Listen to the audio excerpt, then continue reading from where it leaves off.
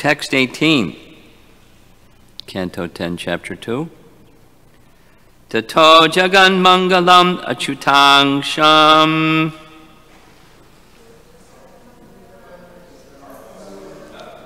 samahitam shura sutena devi dadhara sarvatmakam atmabhutam kasta yatanandakaram manastha. Let's do a little better this time. Everybody get ready. Tato jagan mangalam achyutam sham samahitam shura sutena devi dadhara sarvatmakam atmabhutam kasta yatanandakaram manastaha.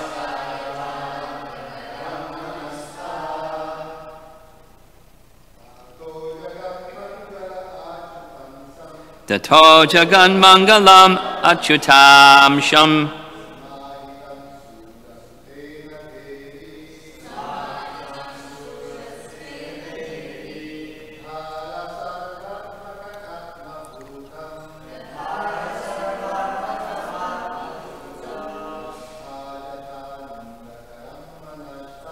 Gata Kashta.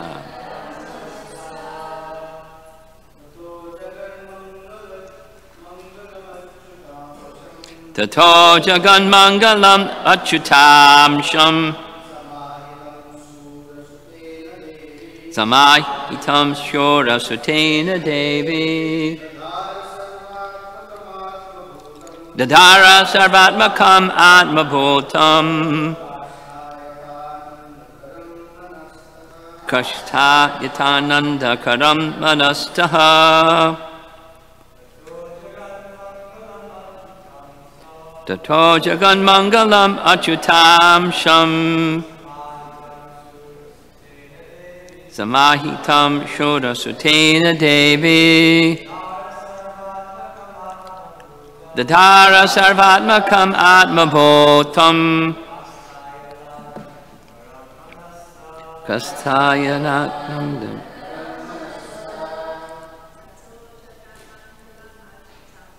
Tato jagan mangalam achyutam sham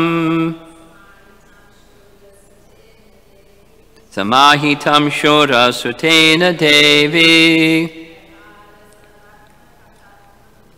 dadhara sarvatmakam atmabhutam kastayatanandakaram manastaha. Tato jagan mangalam achyutam sham samahitam shura sutena devi dadhara sarvatmakam atmabhutam kastayatanandakaram manastaha. Tataha. Thereafter, Jagat Mangalam, auspicious for all living entities in all the universes of the creation. Achyuta Sham, the Supreme Personality of Godhead, who is never bereft of the six opulences, all of which are present in all his plenary expansions.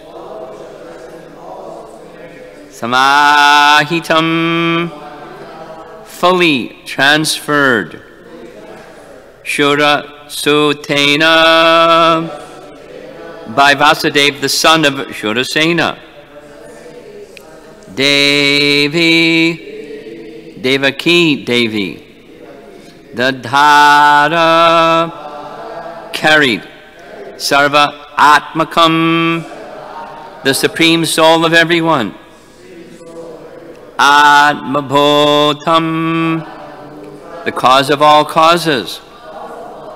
Kasta, the east. Yata, just as.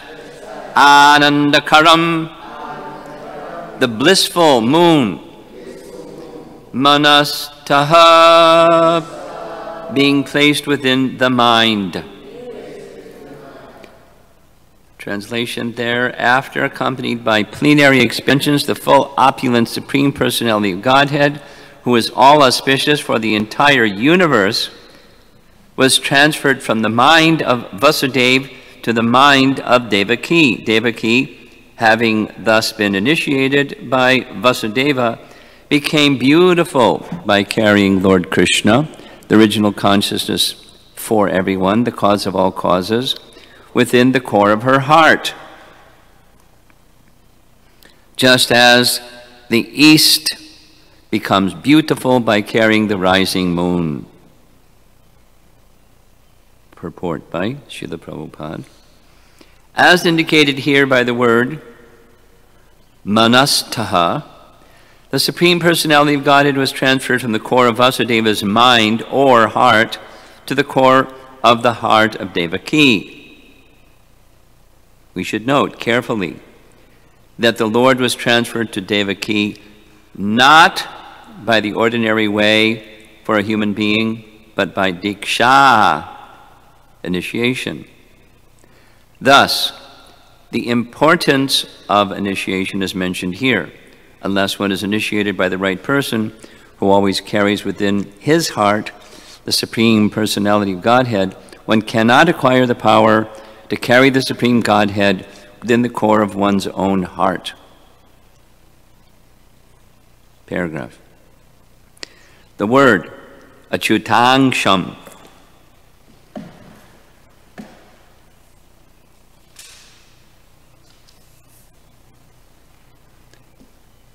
is used because the Supreme Personality of Godhead is Shad Aishvarya Purna, full of the opulences of wealth, strength, fame, knowledge, beauty, and renunciation.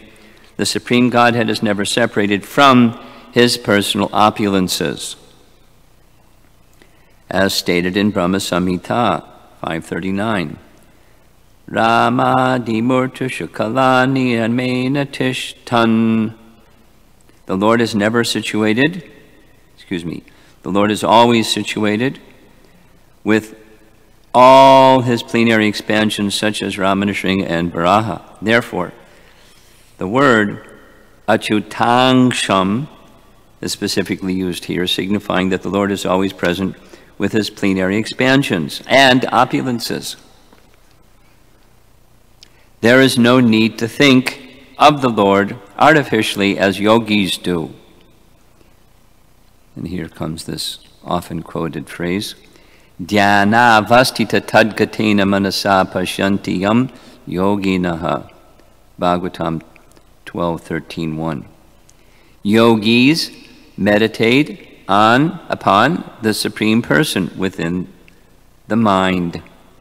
For a devotee, however, the Lord is present, and his presence need only be awakened through initiation by a bona fide spiritual master. The Lord did not need to live in the womb, within the womb of Devaki, for his presence within the core of her heart was sufficient to carry him.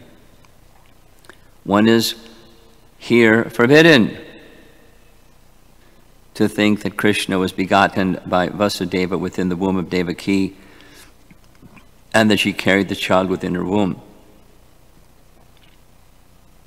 Paragraph.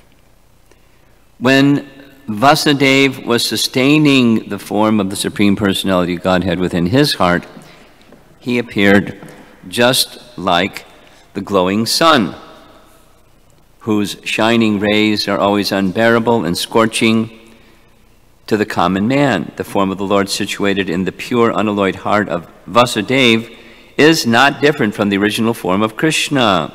The appearance of the form of Krishna anywhere, and specifically within the heart, is called Dhamma.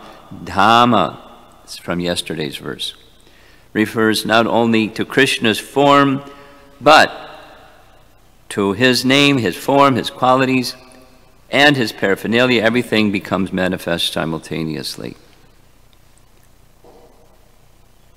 Paragraph.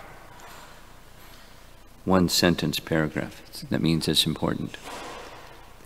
Thus, the eternal form of the Supreme Personality of Godhead with full potencies was transferred from the mind of Vasudeva to the mind of Devaki, exactly as the setting sun's rays are transferred to the full moon rising in the east.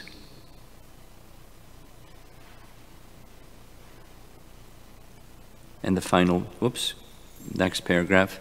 Krishna, the Supreme Personality of Godhead, entered the body of Devaki from the body of Vasudeva. He was beyond the conditions of the ordinary living entity. When Krishna is there, it is to be understood that all his plenary expansions, such as Narayana and incarnations like Lord Nrsimha and Varaha, are with him, and they are not subject to the conditions of material existence. In this way, Devaki became the residence of the Supreme Personality of Godhead, who is one without a second in the cause of all creation. Devaki became the residence of the Absolute Truth. But because she was within the house of Kamsa, she looked just like a suppressed fire or misused education. That's the next verse.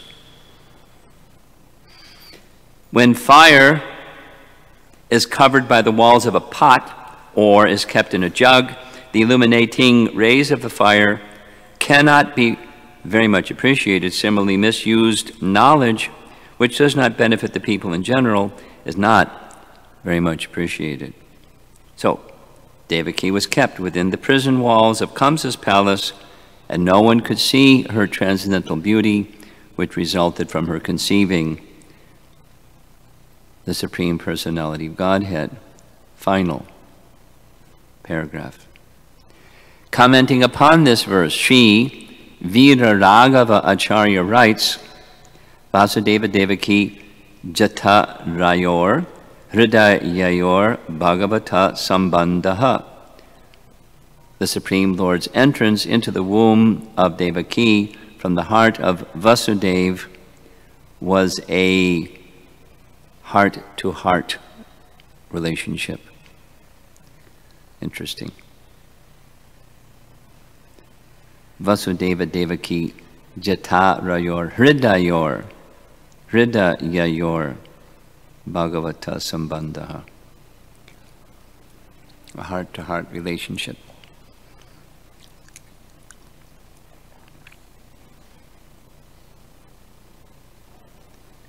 Well, we're getting, as discussed in the last two classes, we're getting detailed understanding so that we can have greater clarity on the transcendental nature of Krishna's Janma. Because a very important verse in Bhagavad Gita is Janma karma chame divyam evam yoveti tatvata chakva deham purnar janma naiti mami disorjana. By understanding the transcendental nature of Krishna's appearance and his activities, that's such an important understanding, and understanding it properly entitles one to not take birth again.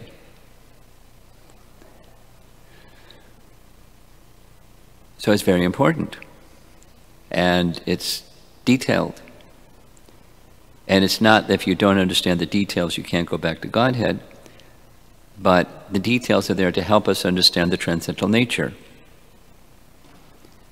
Similar to Christianity, there's this theology of the Immaculate Conception of Christ. Anybody from America in the Christian world knows about that one. The Immaculate Conception. To Mother Mary Virgin Mary had a baby boy. There's songs like that. So, although she conceived, according to the Christian theology, she conceived Christ without breaking her virginity, without the normal procedure of seminal injection, which is, we heard discussed in previous verses. So one can accept that just on faith. And then somebody can say, I don't have faith in the scriptural teachings. How is this possible? So we're getting a description of how it's possible. How the Immaculate Conception of Devaki took place. From the mind of Vasudeva to the mind of Devaki. And Prabhupada is using this phrase, initiation, or diksha, and it's not in the word for word. It's rather samahitam. Samahitam is fully transferred from the mind of Vasudeva to the mind of Devaki. And so then Prabhupada says, having thus been initiated by Vasudeva, Devaki became very beautiful. So that the Krishna carried within, the fullness of Krishna being carried within the mind of Vasudeva made him, we heard it yesterday, it's being repeated here, effulgent like the sun. Ravi is the word. Brilliant as the sun. The Bhagavatam is as brilliant as the sun also.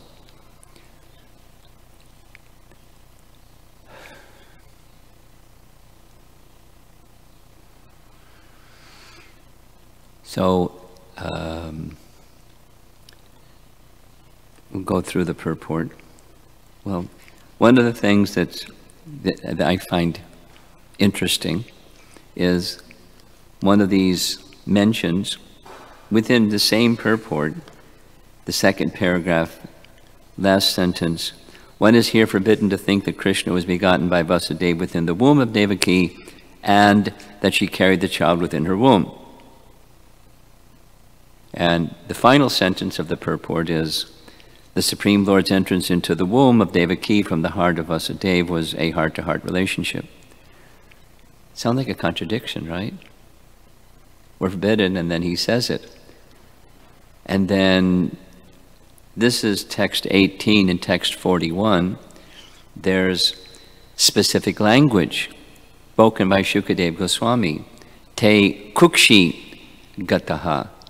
She's being, one of the prayers of the demigods are saying that Krishna is within the womb. Te kukshi gataha. He is within the womb of Devaki. And we also hear that Kamsa understood that the 8th child of Devaki was within the womb of Devaki, in part because she looked pregnant, and in part also because she looked so beautiful. He had seen his sister, not exactly sister, but sister, cousin sister, many, many times, and she looked so much more beautiful, looked so much more radiant. Splendor. And the splendor is there, we discussed this yesterday, because the all-opulent Supreme Lord, one of his opulences is his effulgence, or the influence of his effulgence. It was noticeable even by Kamsa, as Krishna was in the womb of Devaki. So, how do we understand this? And here's one explanation. From our pranam mantra, given to us by Srila Prabhupada, his pranam mantra, Nirvishesha Shunyavadi Paschyatya Satarine. He wants us to be very clear in the transcendental nature of Krishna's janma that Krishna appeared in a transcendental way, and his form is not material, and his activities are not material. So it's how do you conceive of that which is beyond the capacity of the mind to conceive? By hearing. And that takes faith. It takes hearing from the right source also. You know, reposing faith in that which is worthy of faith.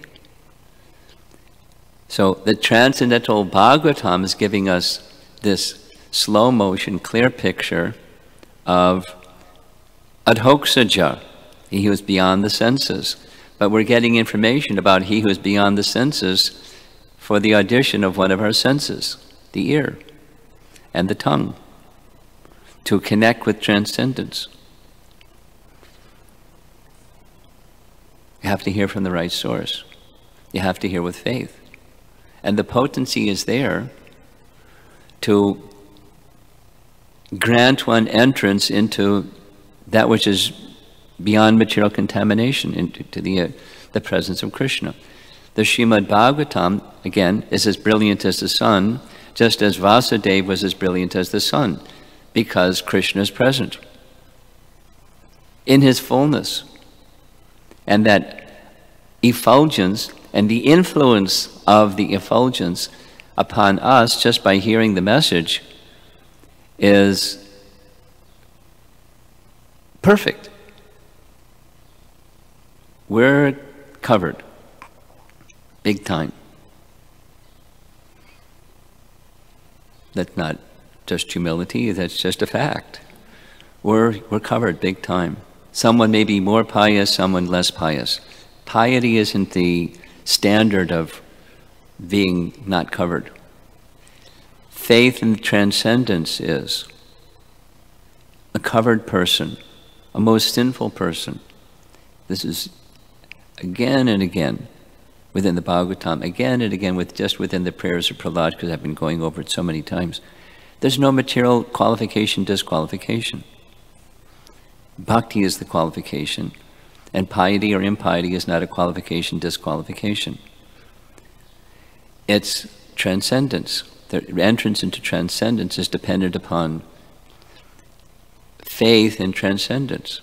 This Dhamma, the word from the previous, yesterday's verse, and again today, Krishna's presence means Dhamma. So Krishna's name, Krishna's form, Krishna's activities, specific, Krishna's paraphernalia.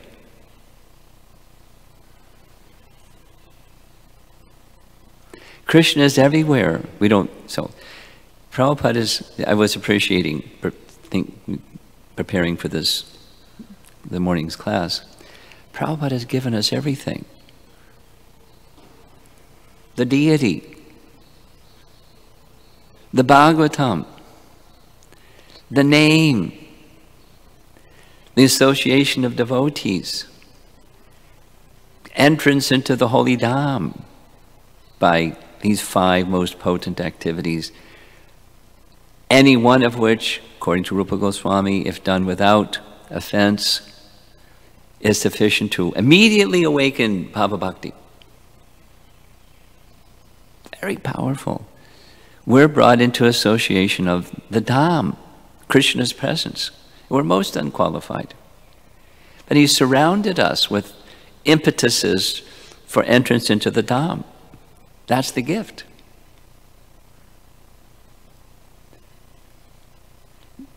That's this, making reference here, the heart-to-heart relationship. Now, the heart-to-heart relationship was consummated because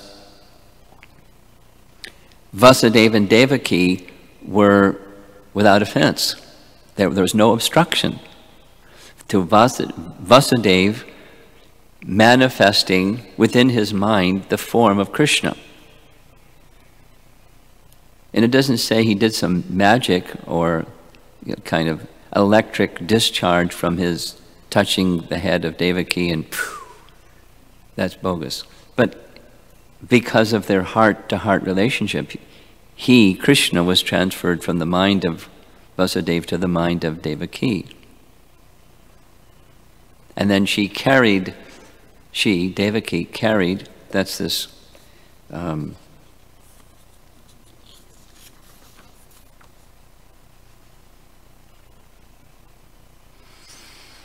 Dadhara, the third line, the Dadhara, she carried Krishna within her mind.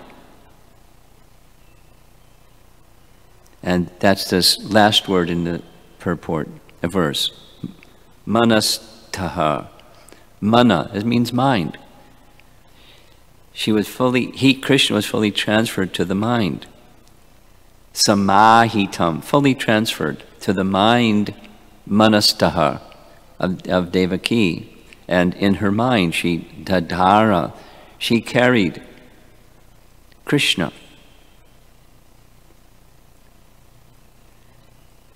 So, heart-to-heart relationship. We hear in Kunti's prayers, Canto 1, Chapter 8, of that same thing. She was praying, Kunti was praying to Krishna, let the material affection, that was just blocking my affection for you only, let the material portion of my affection for the Pandavas and the Vrishnis be removed. So there's only the heart-to-heart relationship, the soul-to-soul relationship with Krishna in the center. Vasudeva and Devaki had it. Similarly, the shiksha of Shukadeva Goswami to Maharaj Parikshit and the Bhaktivedanta purports, Prabhupada is our shiksha guru, the capacity to transfer from the heart of the shiksha giver to the one who's receiving shiksha, one who reads Prabhupada's books. The potency is there. Whether it's a heart-to-heart relationship or not depends on us. How we're receptive to receive, as Devaki was receptive to receive Krishna. She was attached to Krishna. She was exclusively attached to Krishna. She had a relationship with Vasudeva, and she was exactly as Prabhupada explains in Kunti's prayers, or in the commentary, affection for others is natural. He goes on, you can't even live. You're dead if there isn't affection for others. So it's not kill affection for others. That's impersonal. But let the objective, Prabhupada's word, the objective of that affection for others needs to be focused upon Krishna. Krishna is to be pleased. Krishna's pleasure is everything, including in our affectionate relationships with one another, so that they're heart-to-heart relationships. And let it start with our founder Acharya, giving the Srimad Bhagavatam, and then the persons who are repeating the message of the Bhagavatam, who we're hearing from. There's the potency is there within the Bhagavatam itself. That's the system that Prabhupada gave us. Even in his presence, he would have his disciples speak. He was examining their speaking, but also empowering their speaking. And then in his physical absence, his followers speaking. The potency is there. As long as we don't invent something, speculate something, just repeat the message. As Prabhupada said, I may be imperfect, but if I'm speaking the words of a perfect person, my speaking is perfect. The potency is there. The Dhamma is there because the Bhagavatam is there, the name is there, the deity is there, the association of devotees is there, Krishna Prasadam is there. We've been given everything. We've been given immediate access to Dhamma. I remember hearing twice, once in Brooklyn, once in Manhattan, Prabhupada saying, this temple is not in Brooklyn, it's in Vaikuntha. And then Manhattan, we moved. This temple is not in Manhattan, it's in Vaikuntha. And I heard later Prabhupada said the same thing in Los Angeles. Temple is not in Los Angeles, in Vaikuntha. He gave us the Dham. This process of bhakti is so glorious. We're unqualified to the max. No, Prahlad was qualified, thinking himself unqualified. What does that put us? He was a Vaikunthavasi descending, thinking I'm unqualified because I've taken birth in Hiranyakashipu's family, lineage of asuras. So what's our qualification? We're more disqualified. Still, we're the recipient of such mercy. My dear devotees, let's recognize the gift that we've been given. And by recognizing the gift that we've been given, the heart can open and have a heart-to-heart relationship with the gift giver. And the gift giving is on behalf of, ultimately on behalf of Chaitanya Mahaprabhu, who wants to give the gift of Braja Prem. And we're dull, like heavily covered. Nonetheless, we're given the gift.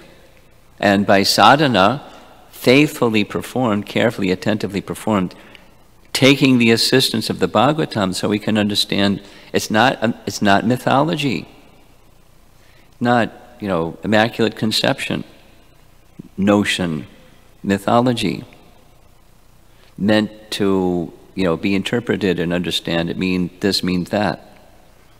No. Offense. That's offense. So it's worth going over the language of this again and again because this is the transcendental nature of Krishna's birth, understanding which one is not going to take birth again in the material world. So some of the language here that Prabhupada highlights, from the first line, Tato Jagan Mangalam Achutangsha. Achyuta, that's Krishna. He's never fallen. He's never bereft of the six opulences, Achyuta. And he comes with all of his expansions, Narayana, Rama, Nrsimha, etc. When Krishna was in the mind of Vasudeva, he was there in his fullness. Shadaishvarya Purna mentioned in the purport. Full opulence. That's a lot of opulence. What's the opulence of the sun? Whew. And then what's the opulence of the source of the sun? That's the Brahmajyoti, and the support of the Brahmajyoti is Krishna, and in his full opulence, there he was. Wow.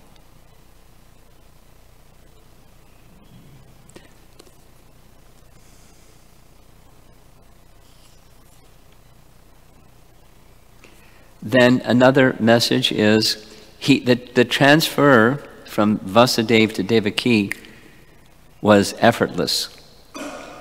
The reference that Prabhupada makes is 12:13:1.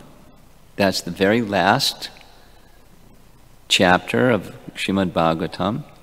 It's spoken by Sutta Goswami about Shukadeva Goswami, glorifying Srimad Bhagavatam and Shukadeva Goswami, that dhyana vastita tadgatena manasa pashyanti yam yogina. As yogis have this mystic siddhi, Prabhupada translates it that way, yogis may get a mystic siddhi by dint of their fixing their mind upon the Lord of the heart. Prabhupada's point here, and Acharya's comment also, that's a big effort. What effort was Devaki effort? She didn't, years and years and years and years and years of undergoing difficult practice to have Krishna fixed in her mind. By effortlessly, because there wasn't interference with receiving the mercy of Krishna being transferred from her husband to her, effortlessly. So that the mystic power that yogis may achieve, it was already a subset of what Devaki had achieved. She wasn't interested in mystic power, but she had the capacity. And her effulgence and her beauty and other opulences were with her because Krishna was with her.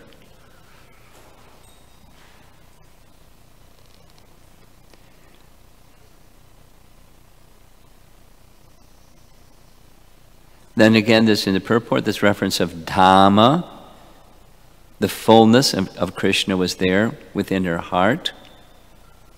And I find it interesting that explicitly Prabhupada is equating the two, heart and mind. And there is a distinction because otherwise there wouldn't be two terminologies. But they can be, in one sense, they can be used interchangeably, heart and mind. Won't go into the detail because it's not relevant here.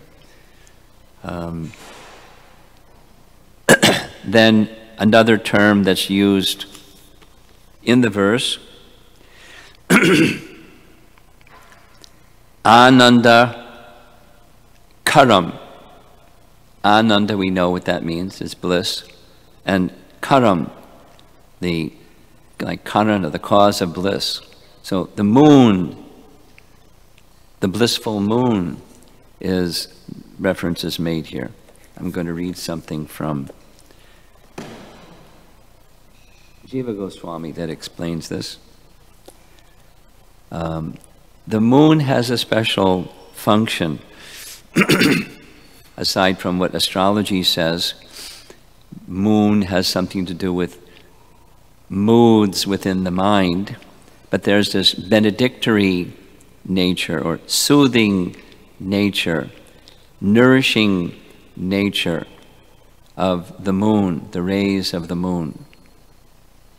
Prabhupada would speak again and again, vegetables, vegetation grows not just by sunlight, but also it requires moonlight.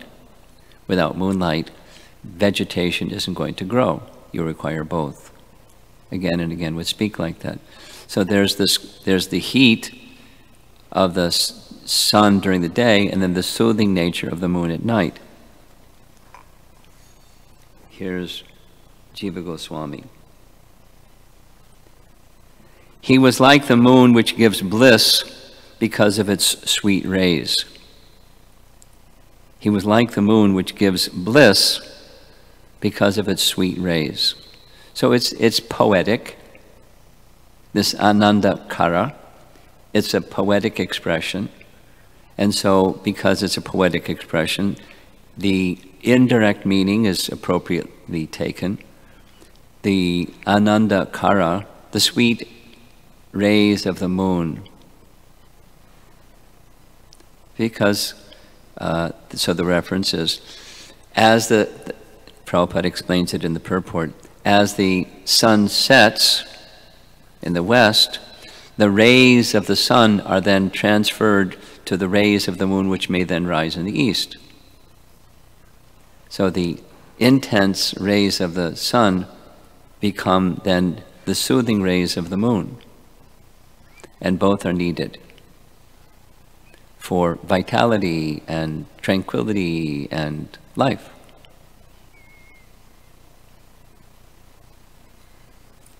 I'll just read. So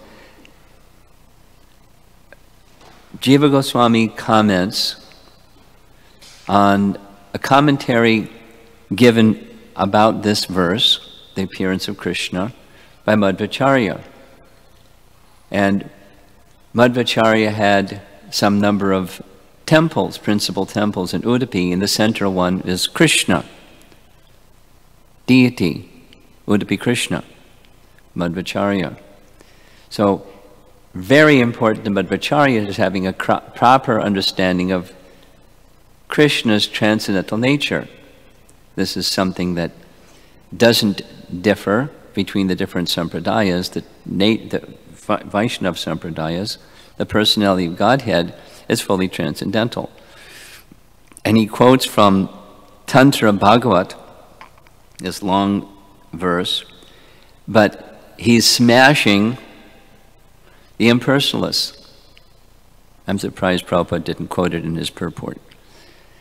The foolish person covered by ignorance says, listen carefully, that the Lord, whose forms like Rama and Krishna are eternal and unchanging, incomparable and without any faults, accepts and gives up bodies.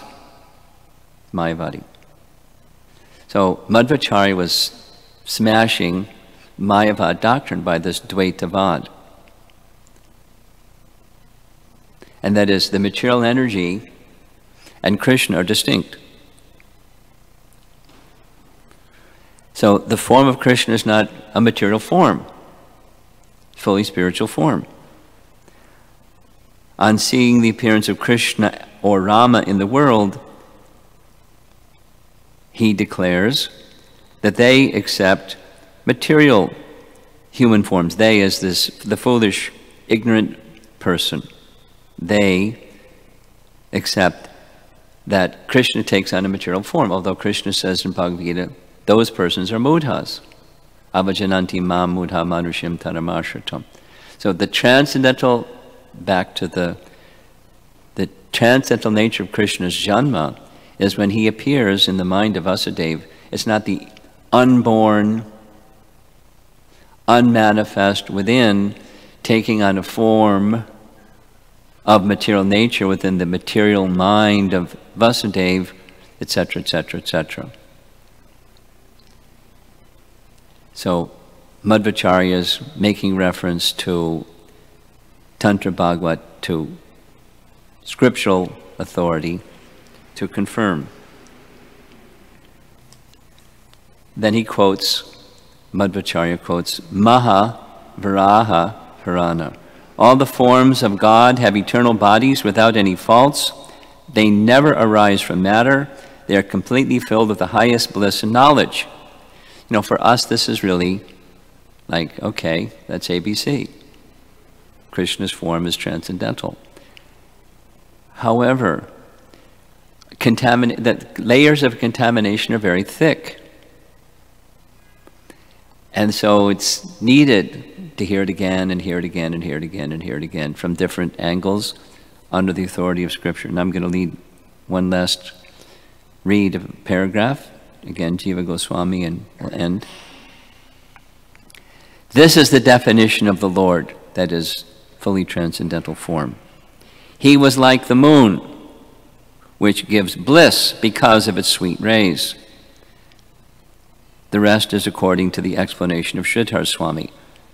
Now, what Jiva Goswami, when he makes his, I learned this from Radhika Raman, Jiva Goswami doesn't detail things. He's addressing an audience that's educated. That's not us.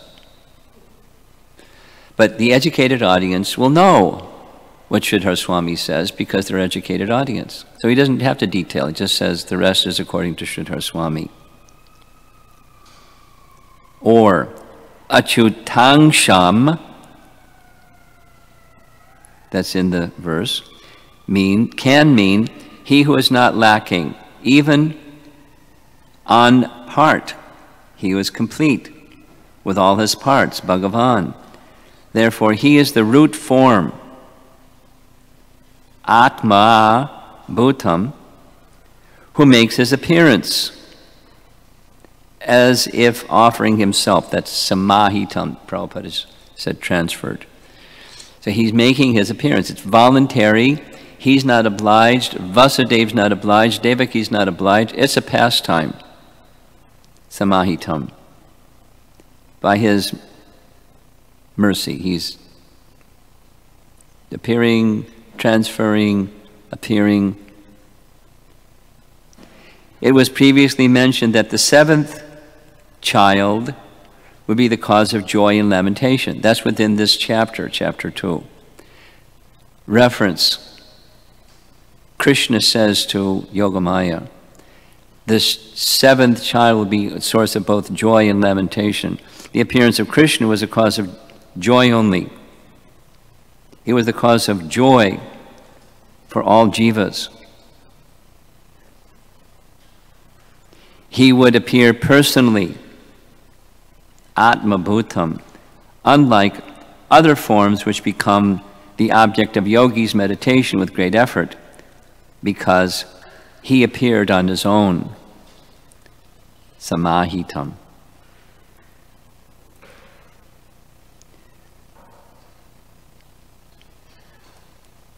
Prabhupada doesn't go into it with much detail about equating this Samahitam, Krishna's transferring himself from the mind of Vasudeva to Devaki, and equating that with initiation or diksha. He doesn't show the correlation, one-to-one correlation. He just states it. And then states that this is the importance of diksha, because diksha is an act. This is in Hari Bhakti Vilas, where divyam jnanam yato dadyat kuryat, the transcendental knowledge is transferred, at least potentially. Transcendental knowledge is transferred. Divyam jnanam is transferred by the act of initiation. That is, when one receives mantra. Within the mantra, that's Dhamma, we've been hearing. And that transference goes with the name. And the name stands alone. The name isn't dependent upon anything or anybody or any circumstance. The name is, as Krishna is fully independent, the name is fully independent. So divyam jnanam, transcendental knowledge, is transferred along with the name. So that is to say, through that transferal process, one has access, just like by worship of the deity, or by taking prasadam, or by reading Srimad Bhagavatam, by chanting the name. We have access. And then it's made like official, or there's a certificate. It's made formal by the process of diksha. Here's the name. Please receive the name. Divyam jnanam is transferred. It's not that there isn't access to transcendental knowledge prior, because one can chant the name prior, and the name stands alone, fully independent, as Krishna is fully independent. But diksha formalizes. Krishna acknowledges the submission unto him in the form of his representative, the current link in the disciplic succession. Krishna accepts that submission, and Krishna gives himself.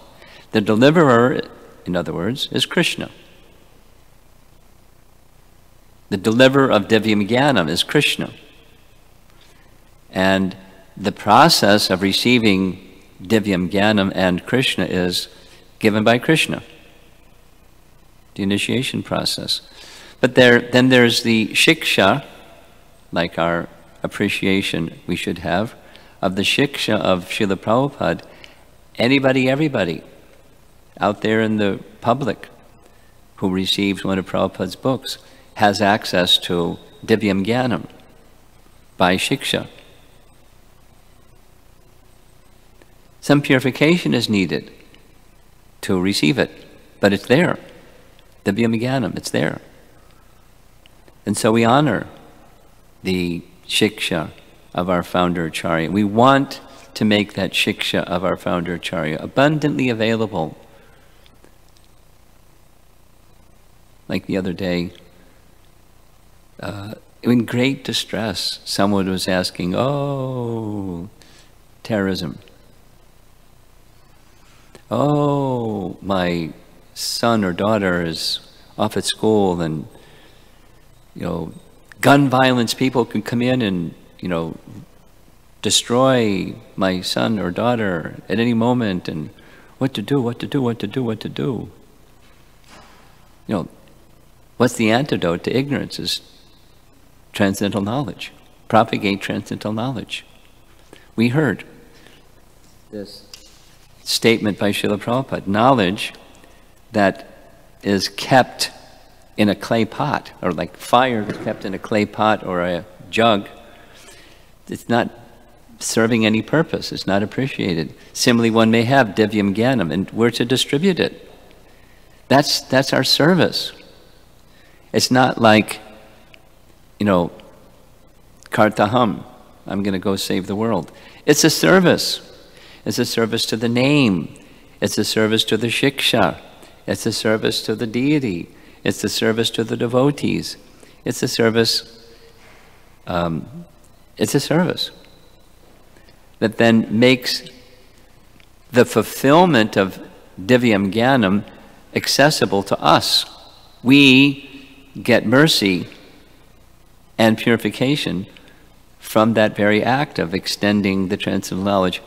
Well, whatever our capacity is, you may be here, you may be here, you may be there, you may be wherever you are. It's a service that enhances your access to divyam jnanam. And when knowledge is there, ignorance is removed. And when ignorance is removed, suffering is removed. Material existence is removed. You go beyond material existence into the realm of transcendence.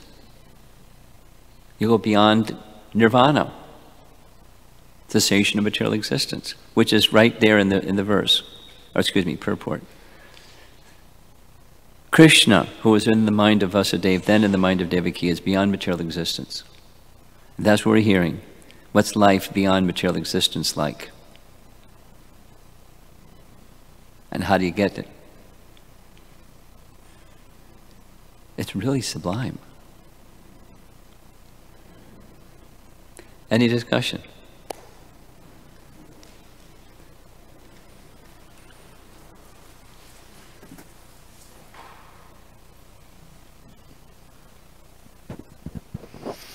Hare Krishna Guru Maharaj. Is highlight the unique situations of Krishna's appearance in terms of, the highlighting of coming with his full opulences and the external manifestations that were on both Vasudeva and Devaki, and also from Srila Jiva Goswami commenting that there's a difference. It seems that Krishna is doing on his own, is mentioned there. Now, when Krishna is present in the heart of the devotee, like Jam Shama Sundara Chintya Guna Swarupam, then there's a difference on the presence of Krishna within the heart of the devotee as Shama Sundar, that when Krishna appears in the mind of Vasudeva, then there should be there's a difference. My question is, what is the difference? I don't know that there's a difference. Why should there be a difference? Well, in one sense, I'm thinking that because so much highlight is the specific external symptoms of that, Krishna appears at that time. Was not him before in the heart of Vasudeva? Of course. But he chose to appear, but I'm not really clear what you're asking. The other, so Krishna had this Leela, the Leela of Krishna's Janma. And there's multiple purposes being fulfilled. One of them is reciprocating with the love of Vasudeva and Devaki. But there's many other purposes. With one thing, the Lord is fulfilling many things. So yes, he was there, and now he's appearing. Visible.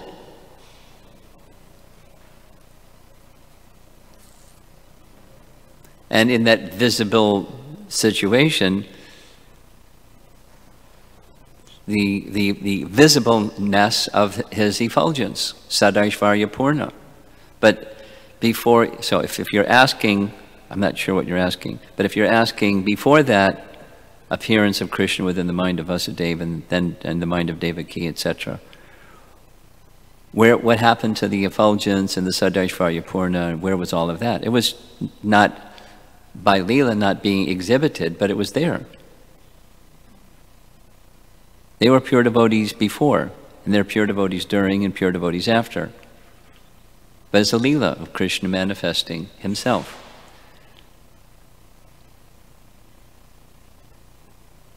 In his fullness. And whether manifesting, not manifesting, is he there? Yes. It's in yesterday's purport. He's always there.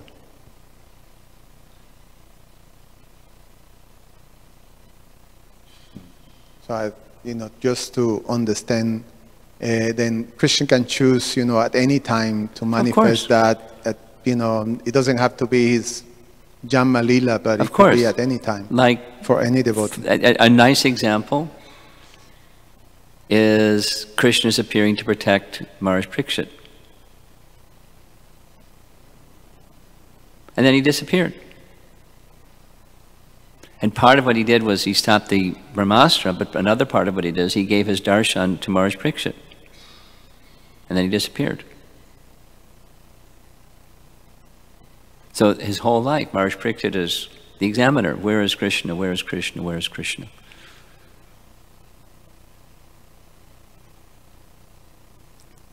So where did he appear from and where did he go to? He's everywhere. He doesn't have to appear from any place. He's already everywhere in his fullness. And then he made himself manifest. He could have stopped the Brahmastra any way he wanted without showing himself. He showed himself. And then he disappeared. Other examples. Narada in his previous life, he showed himself, and then he disappeared. He's always present. Prahlad, where is this Vishnu? He's everywhere. He's everywhere. There's this exchange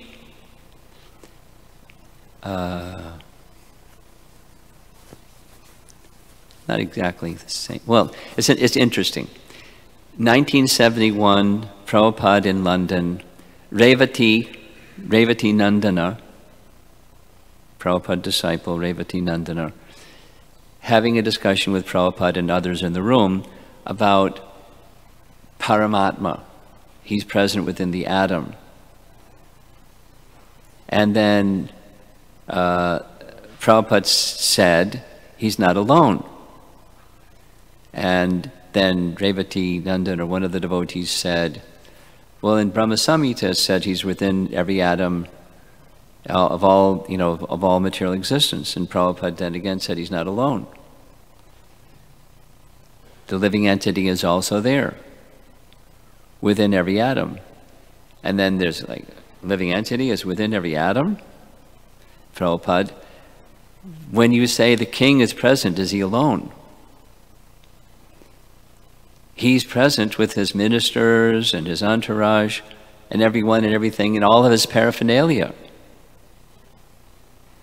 So within every atom is all of the paraphernalia of the Supreme Lord and all of his opulences and the living entity. He's not alone. Now, where's the scriptural reference for that? I've asked scholars and they don't have an answer to where the scriptural reference is for that. But as he is everywhere, he's not alone.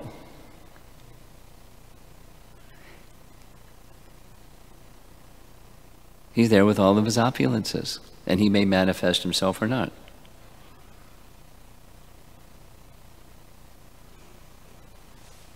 As we heard yesterday in purport, he's already within the mind of every living entity.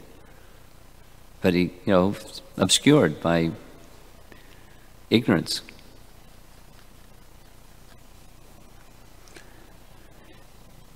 Okay, I saw Raktak's hand up.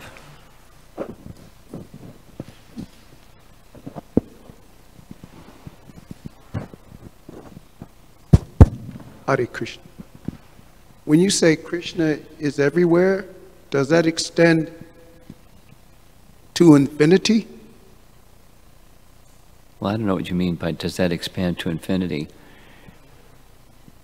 Do you know what you mean by that question? Does it expand to infinity? That which is without limit. You know, so he's there in the spiritual world. The spiritual world is without limit. He's in the spiritual world. And he's in the material world. There's no restriction. He's everywhere. So he's within the spiritual world and the material world. How's that? Okay.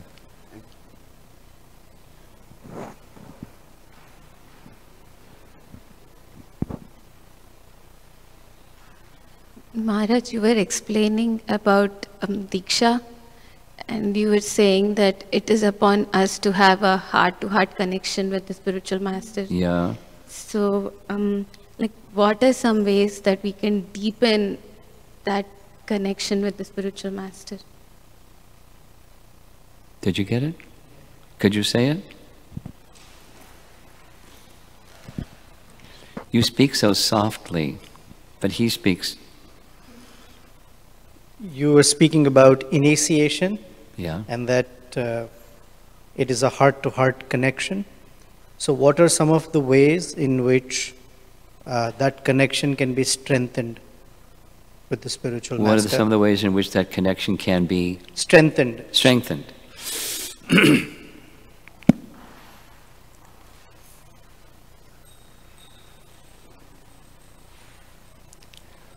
Well, it's two main things: the obstacles and placing Krishna at the center.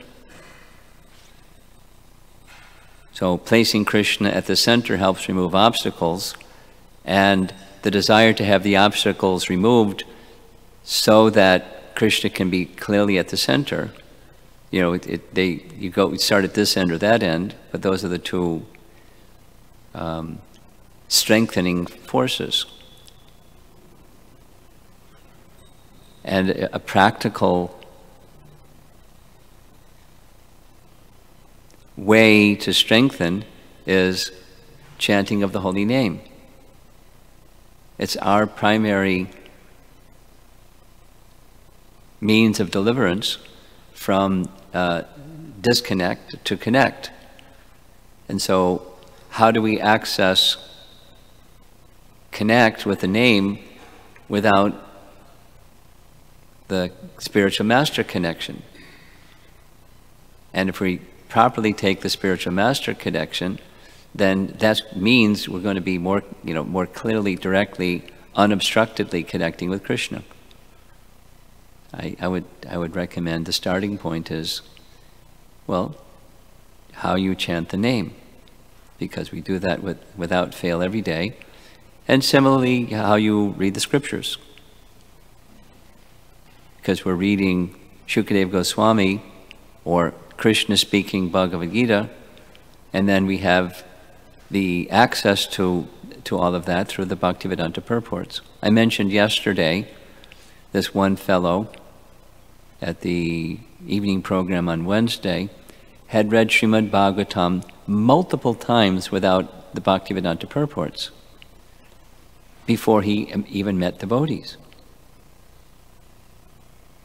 And somehow, I don't know the circumstance, but he said, I gave him a copy of Krishna book. Maybe it was we were promoting Krishna books and he got a copy of Krishna books or something. But there's Prabhupada's simplified commentary on Srimad Bhagavatam, which he had been reading, and at least the 10th canto Bhagavatam. So how do we get entrance into the Bhagavatam's message without the Bhaktivedanta purports? And similarly, how do we chant the holy name without access to the holy name through the disciplic succession, through the line of spiritual masters? We don't approach Krishna alone. Some people may want to do that, but that's not Krishna's process. So, those are some ways. Chanting and hearing, Shravanam Kirtanam.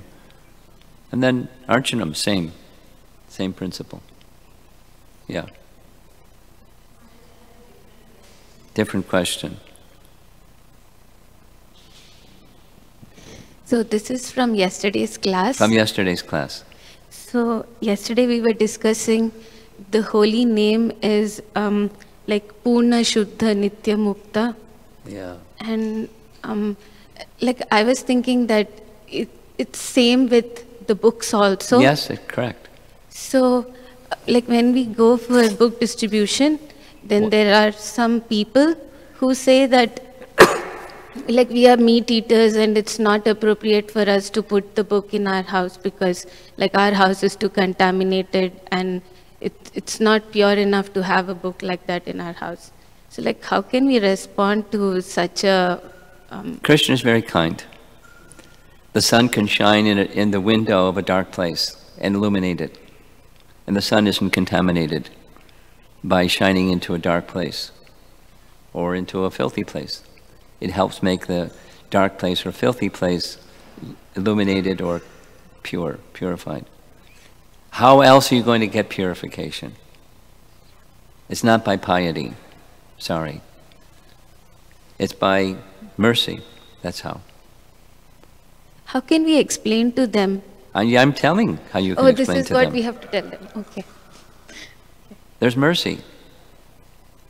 And that's the way that our acharyas have given. If the place is dark, you bring in light.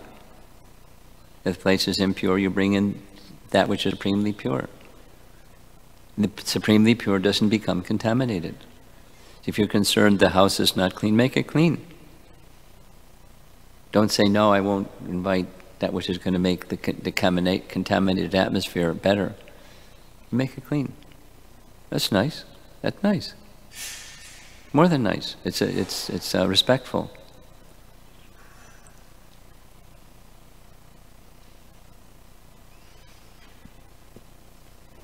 Yes.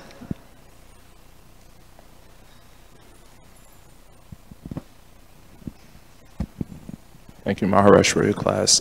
You were mentioning chanting the holy name and the 5 most potent forms of devotional service. So my questions regarding that is that when the miseries of our life pile up on us in the material world, the tendencies that people turn to alcohol or drugs, etc. But for devotees, I'll speak for myself, the tendency is maybe to turn to YouTube, TV, because when you chant the holy name or read Bhagavatam, sometimes the tendency is that this is so boring. So what should our prayer be? Because it seems like it's an offensive prayer when you're chanting the holy names. Lord Krishna, please don't make this is boring, please help me. Or you're reading a Bhagavatam, but that seems like an offensive prayer. So what should our mood be when we're praying, when we're getting no taste, etc.? So. Well, a very simple answer, the mode of service. The disease is, I want to enjoy. The remedy is I want to serve. Because in the I want to enjoy, we're still the servant of the senses. And that's the definition or the paradigm of enjoyment that I'm habituated to, addicted to, is sense enjoyment. And the mind likes to go there. And the mind doesn't like to go over there because it's boring. It's service, but it's not boring. It's the life of the living entity.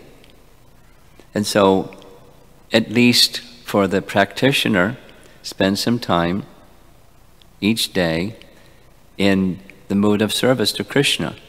And it's great where there just isn't any sense gratification at all involved.